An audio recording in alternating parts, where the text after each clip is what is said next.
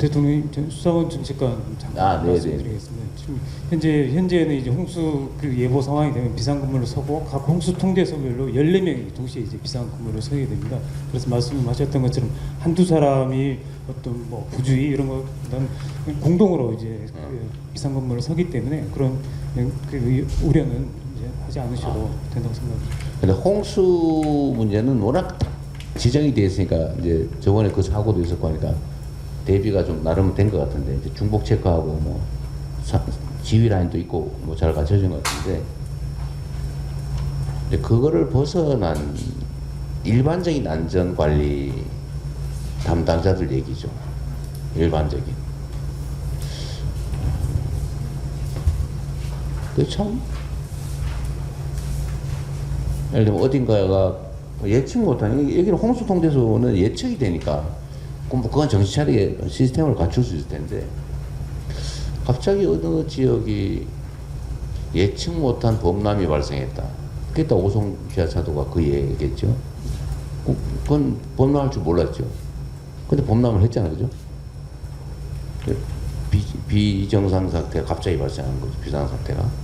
그럼 거기에 맞춰서 뭔가 매뉴얼에 따라서 막 움직여줘야 되는데 아마 매뉴얼도 모르고 있었을 가능성이 많죠. 예측을 못했을 테니까. 저 잠깐 좀 예, 뭐 자유롭게 말씀하세요. 예, 하여튼 지금 하신 부분에 대해서 그러니까 이게 사고가 났을 때 담당 공무원을 막 예. 문책하고 닥달하는 건 이미 끝난 다음이니까 네. 뭐 제재도 하긴 해야 되지만 안 그렇게 만드는 게 중요한데 예, 예. 그게 뭘까? 그러니까 이제 그 실제는 그 상황 주민이 신고를 했고 이제 청주시나 충북도로 이제 신고가 됐는데 그 실무자가 이제 그거를 받게 되는 거죠. 네. 8급이나 뭐 7급 이런 직원들이 담당 부서에 이런 일이 있으니까 밤에 대처를 해라 그러면은 그거 우리 업무 아니야 하면 거기서 끝나버리거든요. 그래서 이 문제를 해결하기 위해서 부단체장한테 유선 통보를 하고 부단체장이 담당 부서로 지정을 해서 바로 조치토록 하는 그런 시스템이 굉장히 중요할 것 같습니다. 그 지난번에도 이제 그 말씀 주셔서 그 부단체장들이 그 실무 총괄 책임을 지고 사인 받았어요? 받고 있어요? 예.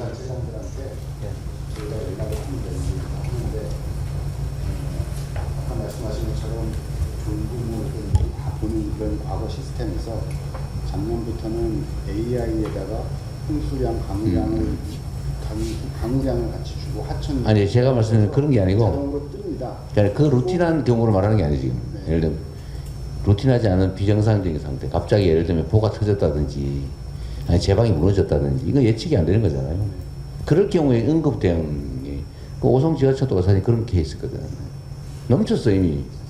그건 그 잘못인데 그때 사고 대응이라도 신속하게 해서 도로 차단했으면 다른 데는 도로를 차단했는데 거기만 놔뒀다는 거 아니야 하필이면. 그러니까 이거는 사실 대응 잘못이죠. 근데 그런 경우를 어떻게 할 거냐. 지금 그 얘기하는 중이세요. 안전편에 말씀하세요. 예, 아까 말씀 주신 대로 부단체장이 일단 유선 통보를 받도록 돼 있고 만약에 받지 않으면 그에 따른 책임을 지게 하는 거고요. 부단체장이 무조건 받아야 되는 거예요. 새벽 2시든 3시든 4시든 무조건 받아야 되는 거고 그래서 그런 담당 부서를 지정을 하고 조치를 하면 그때는 작동이 되거든요. 네. 근데 그렇지 않고 실무선에서 이렇게 왔다 갔다 하는 거는 그렇죠. 예, 거기서 중간에 끊어져 버려요. 어느 순간인가. 그 지하차도 관련해서 덧붙여서 이렇게 말씀을 드리면은 저는 기계가 CCTV나 AI 이런 게 어떤 그 작동하는 데는 시간이 걸리기 때문에 이게 현장에서 굉장히 급박한 상황에서 적절히 대응하는 건 불가능하다고 보거든요. 그래서 각 지하차도마다 4인 배치를 하게 되어 있습니다. 특보 발령 시에는. 아 그런가요? 그래서 그 중에 한 사람은 경찰. 이게 왜냐하면은 일반 공무원들이 봉을 들고 가서 그렇죠. 차량 통제를 하면 말 안 듣거든요. 그래서 4인 1조가 현장에 가서 그 계속 상시 그 대기하도록 그렇게 좀 조치를 해놓고 그러니까 일선 공무원들 입장에서는 하여튼 벌어지는 예측 못할 긴급 상황이라는 게 너무 다양하기 때문에 그걸 다 외워놓을 수도 솔직히 없거든요. 매뉴얼 하면 이만큼씩 될 거예요. 그것도 공부하고 있을 수도 없고. 그러니까 그거를 일단은 중요한 건 책임감인데 사명감, 책임감인데 그거를 뭐 누가 일부러 그러진 않거든요. 뭐 공직자들이 설마 그러게 하겠습니까? 그런데 어쨌든 잠깐 나태해지거나 약간의 무관심, 방치 이런 게 이제 엄청 대형 사고로 이어지니까 이거를 어떻게 할지 한번 연구를 한번 해봐 주세요. 뭐 어쨌든 이게 좀 브레인스토밍을 하든지. 네. 저는 제일 중요한 게 어쨌든 책임감이거든요. 예. 내 손에 사람들의 수천 수만 명 또 수백 명 수십 명의 생명이 달렸다. 제가 그 침수되는 거 있잖아요, 집. 네. 그 침수되면 진짜 죽을 지경이거든요. 냉장고에 잠기고 그 막 변기 막 올라오고 그래 봐. 이거 어떻게 살아 사람이. 엉망이 되죠. 예. 근데 보는 사람 입장에서는 통계 하나일 뿐이거든요. 몇 집 침수.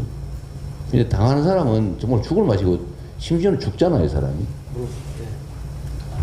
근데 이게 내 손에 그런 게 달렸다 이렇게 생각하면 그러기 어려운데 내 가족들이 내 부모가 이 상황에 처할 수 있다 그러면 그렇게 나진 않거든요. 근데 그 어떻게 그 사명감과 책임감을 불어넣어 줄 거냐. 네. 결국 공직자들한테 제일 중요한 게 인사와 포상 아닙니까? 인사, 포상, 제재. 예. 이거를 어떻게 좀 잘 배합해서 그러니까 안전관리부서에는 유능한 인재들이 지원하게 하고 또 네. 보내고 빨리 승진시켜주고 네. 성과에 따라 철저하게 보상해주고 오늘 사실은 경북하고 평택에서 워낙 잘한 사례가 있다길래 저기도 어떻게 포상이나 보상을 할까 연구하다 지금 말았는데 어쨌든 그 시스템을 좀 만들어야 되지 않을까 싶어요. 네, 맞습니다. 그 행안부가 담당이니까 예, 예. 그걸 일선 공무원들한테 좀 한번 몇십 명 모아가지고 뭘 해주면 정신 바짝 차리고 잘할까 그런 거 한번 토론도 한번 해보시고 이렇게 해주십시오. 전 너무 감사드립니다. 예, 한번 모아가지고. 재난 관리에 대해서 관심들 사실 별로 없는데 이렇게 또 각별하게 신경 써주시니까 네, 너무 감사드립니다. 제일 중요해요. 네. 그 제일 훌륭한 인재가 재난안전관리본부